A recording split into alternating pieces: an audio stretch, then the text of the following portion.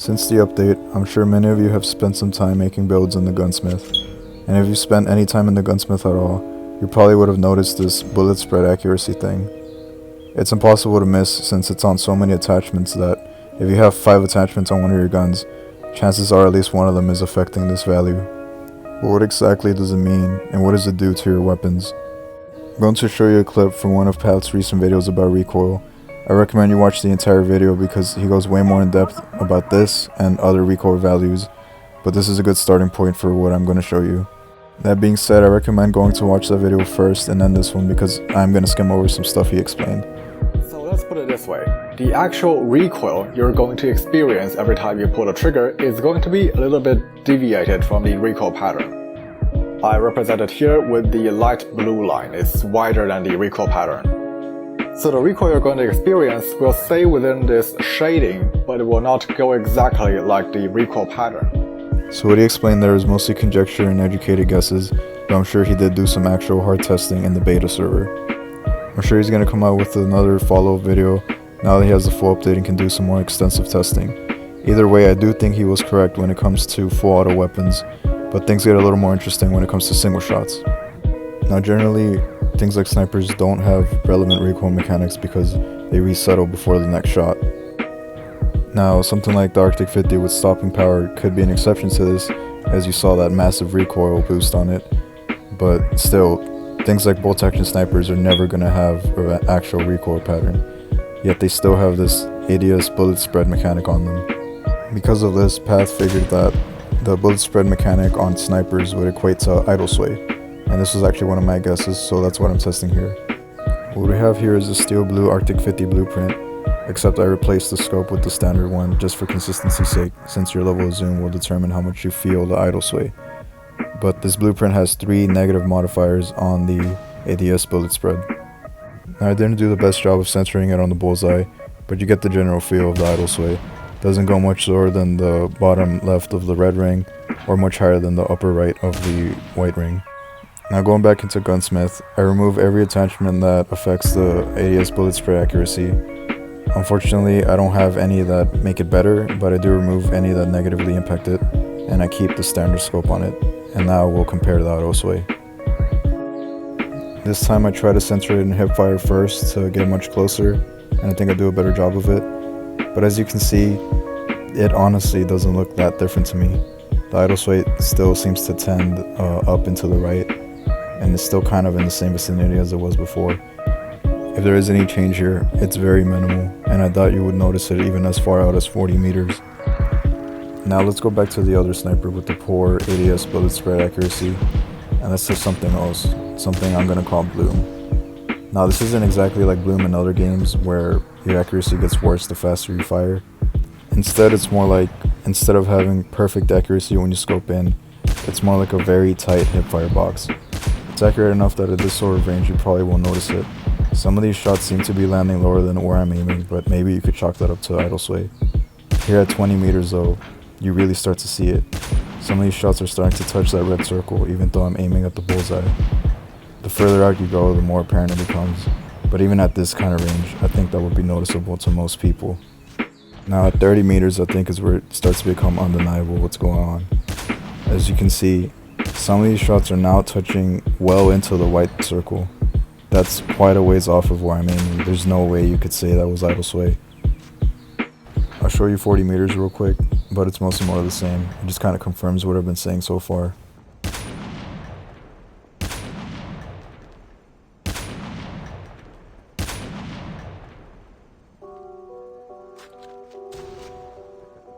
Now I'm going to try to hit this bot with headshots.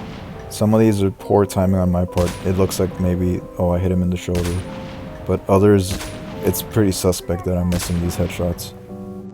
Now just to eliminate any doubt you may have that this is what's happening, I'm showing you clips of a weapon with even worse ADS bullet spread accuracy. And as you can see, some of these shots are straight up blanking. They're not hitting the target at all, never mind getting a headshot.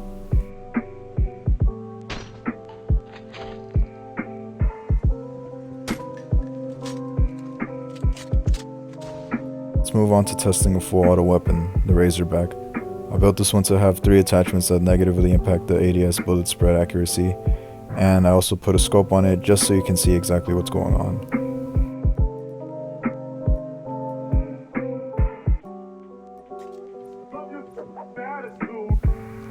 Now let's first take a look at this bloom mechanic. It doesn't seem to be present here, at least not at this range when you're taking single shots like this. Now you'll see me full auto spraying like this here and there, just because I was wondering if maybe it's like more traditional bloom where it gets worse accuracy the longer you hold the trigger. But I can say that I didn't notice that either. If it's there, it's so minor that you're not going to notice it above the recoil pattern. You're mostly going to be fighting the recoil on weapons like this.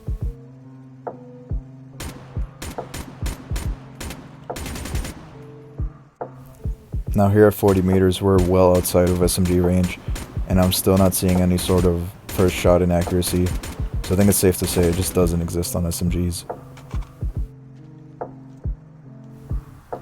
Now going on to test the recoil pattern.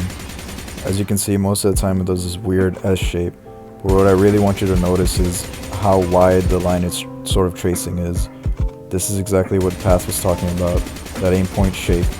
If you don't know what that means, then I strongly suggest you go watch that video. I'll have it linked in the description. But yeah, anyways, it follows a pretty wide line, I guess.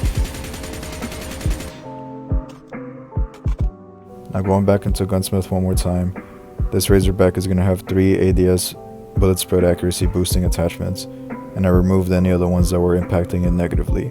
So it's 3 up instead of 3 down. So now let's go see how this one behaves. As you can see, the recoil pattern doesn't change much, but that line it's tracing is much narrower. I think this means that Path was spot on about this. This is exactly what happens on full auto weapons when you adjust the ADS bullet spread accuracy. It affects how wide that sort of line that the recoil traces is going to be. Now how much will this actually matter for your weapons? I'd say on SMGs not much.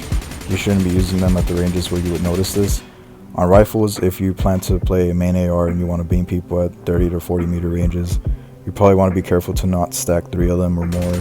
If you have 3 on, maybe have just 1 attachment that will boost it back up a little bit, but overall it's not a huge deal.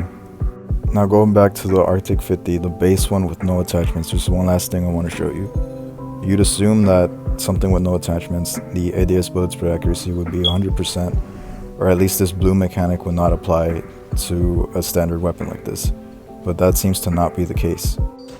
Now out here at 40 meters, and even at the closer ranges I tested, I'm still seeing it. I'm still seeing my bullets deviate from where I'm firing, and this can mean one of 2 things. Because I do see the grouping to be a little bit closer, there was only one of those shots from that grouping that went out way out there in the white ring. I think this could either be that I'm right about this and that's what these attachments are doing, they're affecting that spread, or maybe they don't affect it at all. Anything that's RNG based, it would be very difficult to make a conclusion like that without tons of data. So it could be that as a balancing factor, some of these snipers just have this intrinsically, they have this spread and you can't change it at all, or that's exactly what these attachments do. They can either make that better or worse, but the main conclusion here is that this exists even as a base level on these snipers.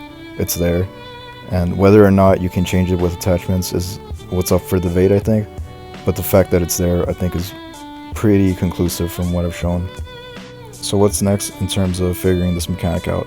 Well, first and foremost, shotguns. I didn't get to test them because I don't really have any with any attachments unlocked yet. I've been focusing on SMGs mostly, but I'm very interested to see if it either makes the pellet spread wider when you scope in, or whether it shifts the entire spread one way or the other. Kind of like how the Arctic shifts your shot from where you actually aimed it, but instead of doing that for the whole spread. If it does that, that could have some serious implications for shotgun builds. But other than that, yeah, I know that my tests were not the most complete. You know, I still need to unlock more attachments for snipers and hopefully test the perfect ADS bullet spread accuracy Arctic to see if I can completely remove bloom. But yeah, I just wanted to get this out there to get the discussion going. If Path decides to make a follow-up on this, I'm probably not going to bother. But otherwise, yeah, I might make a follow-up once I have more Arctic 50 attachments and once I can actually test shotguns for this. But that's it from me. Thanks for watching.